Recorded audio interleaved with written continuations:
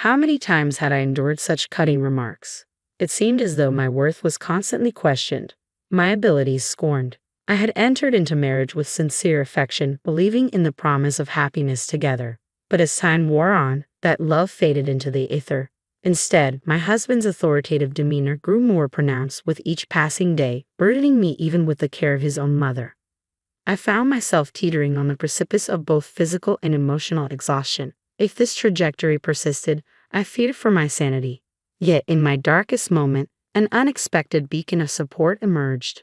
My own mother-in-law, the very person whose care had become an additional weight on my shoulders. I'm happy to rewrite it for you. My name's Mary Wagner, and I'm 30 years old. After finishing university, I landed a job at a publishing company.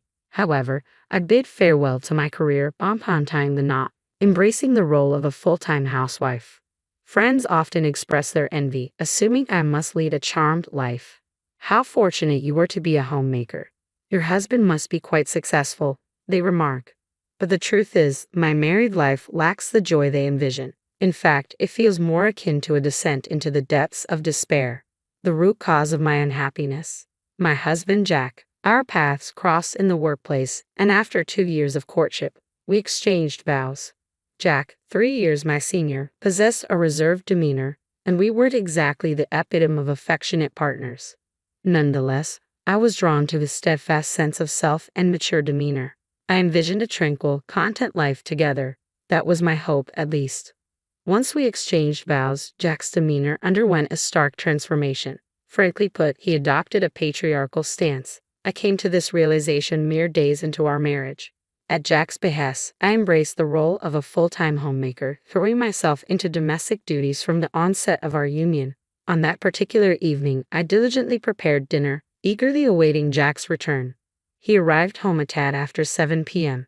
Upon surveying the meal laid out before him, his voice erupted with dissatisfaction. "What's this?" he barked. "It's a casserole with salad and a side of soup," I responded hesitantly. "Don't toy with me. If you're catering to your weary husband, it ought to be a lavish spread. Your past successes are no excuse. How can you falter at such basic tasks? You're utterly incompetent as a woman. Utterly." "You could have said that differently," I murmur, my troubled expression met with Jack's glare. Suddenly, he hurls the dish of salad to the floor. A startled scream escapes my lips. "What? It's because you, as my wife, can't even manage the basics, isn't it?" Jack interjects sharply. I made my expectations clear. There's no need to disrespect the food like that. Shut up. Instead of making excuses, use that deficient brain of yours to consider how to better fulfill your role as my wife, you fool. It's the first time I've been called that. Sure, I've faced reprimands from my parents, arguments with my brother and friends, but never have I been subjected to such cruelty, especially from the man I love. It's only been a few days since our wedding. I never imagined he would react so harshly over a dinner choice. Nevertheless, as a housewife, I remain financially reliant on him. I can't risk defying my husband. As a newlywed, my utmost desire is to avoid upsetting him. Since that incident, I've been tiptoeing around him, careful not to trigger his anger. I meticulously ironed every piece of laundry, prepared the simplest of meals like loaded potato soup, and seasoned side dishes to perfection. Not a single hair must be left on the floor. Under this constant pressure, my nerves fray. Yet his patriarchal control only tightens. "There's a crease in this shirt sleeve. Can't you see?" he berates. "I am sorry. I'll iron it right away," I stammer. "I'm already running late for work." "You're always so slow," he complains. "I'll hurry," I assure him. "You won't have time. You're insufferable in the morning." "How much more do you want to upset me, you incompetent woman?" he snaps. "I'm sorry. Truly deeply sorry," I apologize, my voice trembling. Whenever I erred, I instinctively lowered my head in apology, a practice enforced by my husband. Depending on the gravity of my mistake, the depth of my contrition varied. Sometimes a mere bow would suffice for forgiveness, but for more serious transgressions, kneeling was required. And in moments of repeated mistakes, he would ominously present me with a completed divorce document. It's astonishing how quickly one can become accustomed to such treatment. After a year of enduring this cycle, I began to internalize a sense of utter worthlessness. Yet I couldn't bear the thought of divorce, especially in my current state of unemployment. I couldn't shatter my parents' joy over our marriage by admitting to such a failure, especially not after such a short time. The prospect of enduring perpetual reprimand from my husband filled me with despair for the future. As usual, I was in the midst of preparing dinner, anticipating his return. My daily ritual involved completing the meal by 7 p.m., ensuring it was ready for him to enjoy whenever he arrived. The moment the front door creaked open, I began setting the table. If I failed to finish before he sat down, it would inevitably lead to another round of apologies. Typically, my husband would take his seat in silence, but on this particular day, something felt different. As he loosened his tie, he initiated a conversation. "Mary, we're moving to my parents' house this weekend." I paused, puzzled. "Your parents' house? You mean your mother's place?" He nodded. "Yes, that's correct." "Have everything packed by then?" I couldn't help but inquire, "Why the sudden change, Jack? You've always been adamant about not returning to your parents' house." His icy stare silenced my probing, and after a momentary pause, he spoke. "My mother had a fall, and living independently has become too challenging for her." My concern surged. "We should go to her immediately. She's been in the hospital for a week. We'll move once she's discharged this weekend," he explained. "I understand now," I replied quietly. "But why the sudden change? You've always resisted returning to your parents' home." "Can you guess why?" he remarked with a chilling edge. "I can't deny the allure of potential inheritance," he confessed, his tone betraying a hint of satisfaction. "You see, my father was an ordinary man, but my mother's family is wealthy. She has a substantial amount of money." "What does that have to do with her current situation?" I questioned. His lips curled into a calculating smile. "If I play the devoted son during this ordeal, perhaps I'll be in line for a significant inheritance. If we, as a couple, rush to her side, I'm confident she'll be inclined to bestow the entire inheritance upon us." "Isn't that a bit disrespectful?" I dared to question. "Shut up. You're being supported by me, so just listen quietly," he retorted sharply. "I am sorry," I stammered, cowed by his outburst. The air was thick with tension as his words echoed in the room, leaving me feeling small and powerless. Instinctively, I offered my usual apology. With a triumphant air, he declared, "Listen, from now on, you'll be taking care of my mother. You'll work as a maid in my parents' house for the rest of your life." I faltered at his words. Is that what you mean?" I ventured to ask, but he cut me off sharply. "Don't argue. Who do you think is providing for your current lifestyle? It's all thanks to me, isn't it? Depending on how well you care for my mother, our inheritance could be affected. So don't neglect your duties. Understand?" Pressured to respond, I murmured softly, "Yes." His satisfaction evident, he flashed a smug smile before beginning his meal. "Forcing me into the role of caregiver solely for the sake of his mother's inheritance, my husband doesn't regard me as his wife. To him, I'm merely a housemaid." Though I was aware of this truth, hearing it explicitly was a jolt to my senses. Yet I lacked the courage to challenge him. In a way, I felt as though I had been brainwashed, my own aspirations erased.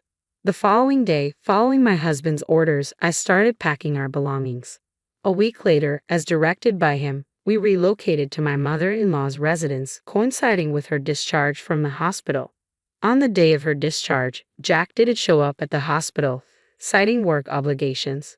Consequently, I was the one accompanying my mother-in-law home. During our journey back, she offered an apology. "Mary, I'm truly sorry. It's because of me that you're going through all of this. Don't worry about it. As a housewife, if I can lend you support while being at home, then nothing could be more important," I reassured her. "Thank you. But are you not bothered by how sudden this all is?" she inquired. "Well, the packing was a bit rushed, I suppose," I admitted.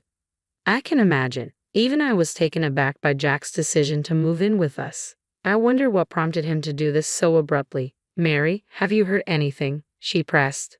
"No, I haven't heard anything," I replied softly. It wasn't surprising that my mother-in-law found the situation peculiar. Jack had always harbored a dislike for her, often expressing his grievances with remarks like, "She's a nuisance and I'd rather not be around her." Yet he swiftly moved in with her upon her hospitalization, driven by the prospect of her inheritance. To be honest, I was startled by Jack's sudden change in behavior. However, I couldn't bring myself to disclose the truth to my mother-in-law. Striving to maintain composure, I concealed my inner turmoil. Thus began my life as a caregiver, navigating the unfamiliar responsibilities alongside the household chores in the spacious family home. Even amidst our return to his parents' residence, Jack's domineering demeanor remained unchanged, subjecting me to verbal abuse almost daily. In my mother-in-law's absence, there was no respite from the demands of housekeeping and caregiving, and my days were consumed with ceaseless activity from dawn till dusk. This routine persisted for about a month until one day, while I was attending to my mother-in-law's needs, she expressed her concern. "Mary, have you lost weight again?" "No, no, please don't worry about it, Mother," I reassured her. "Are you certain? I noticed the same thing when you first moved in. You seemed much more fatigued compared to when you were newlywed," she remarked. She was correct. Over the course of our year and a half of marriage, I had shed 15 pounds. It wasn't due to skipping meals, but rather a diminished appetite and a lack of leisurely dining time. My mother-in-law discerned the changes in me, ones that even Jack hadn't noticed. Simply that acknowledgement eased some of my loneliness. Wanting to alleviate her concerns, I mustered a smile. "Don't fret over me, Mother. Just sharing these conversations with you each day brings me joy. Mary, let's steer away from this gloomy talk. Shall I attend to your other hand, Mother?" I suggested, attempting to lighten the mood. "Oh yes, please," she responded. Just as I began to assist her, my phone abruptly rang. "It seems to be Jack," my mother-in-law observed, causing my body to stiffen. Jack insisted I answer his calls promptly. However, with a wet towel in hand, I couldn't respond immediately. Yet I knew any delay would provoke his anger. Utilizing my elbow, I managed to tap the answer button and switched the call to speaker. "Hello," I greeted hesitantly. Instantly, a barrage of angry shouts erupted from the other end of the line. "Hey, don't play games. Why did you answer immediately?" Jack demanded furiously. I'm sorry. I was a bit preoccupied," I stammered, bracing myself for his wrath. "What? A maid should answer on the first ring. But I was occupied and couldn't," I explained. "Didn't I always tell you not to talk back? You're so frustrating. Why are you so incapable?" Jack's voice seethed with anger. I'm sorry," I apologized meekly. "Are you ensuring the old lady is properly cared for? The inheritance hinges on your performance. Do you understand?" he pressed. Being humiliated in front of my mother-in-law filled me with shame. Jack continued to hurl insults, branding me incompetent and bothersome, before abruptly ending the call. Following Jack's tirade, a weighty silence engulfed the room. It was my mother-in-law who broke it. "Mary, was that Jack? Does he always speak to you like that?" Yes, but it's my fault. I am incompetent," I admitted quietly. "What nonsense is that? You're such a kind and wonderful girl, Mary," she reassured me with sincerity. "Mom, I can't ignore this, Mary. It's time to take a stand." "Huh." My mother-in-law then proposed a plan. Following her lead, I gathered all of Jack's belongings and deposited them in the yard before locking the front door. Together, we awaited Jack's return. Several hours passed before we heard noises from the entrance. It was likely Jack, but the locked door remained impassable. Ignoring the intercom's persistent chimes, I followed my mother-in-law's instructions. Eventually, my phone began to ring. It was Jack. Switching the call to speaker, I answered, "Hello." He began shouting immediately, "Hey, stop playing games. Open the front door this instant." "I can't do that." "What? What do you mean?" "This is your mother's directive." Unable to grasp the situation, he continued to shout, "Stop messing around and open it now." In response, my mother-in-law's voice rang out, cold and resolute, "The one who's messing around here is you, you fool."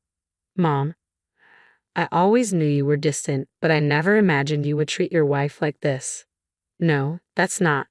I sensed something was amiss when you suddenly moved in to exploit your wife and rely on inheritance. How could you lead such a disgraceful existence?" my mother-in-law admonished. "No, that's not true," Jack protested. "What's not true? I have no intention of leaving you any inheritance. If you understand, get lost. This is my house. You will never be allowed back in." Flustered by my mother-in-law's accusations, Jack began pounding on the door. Through the phone, I could hear him pleading, "Please do something.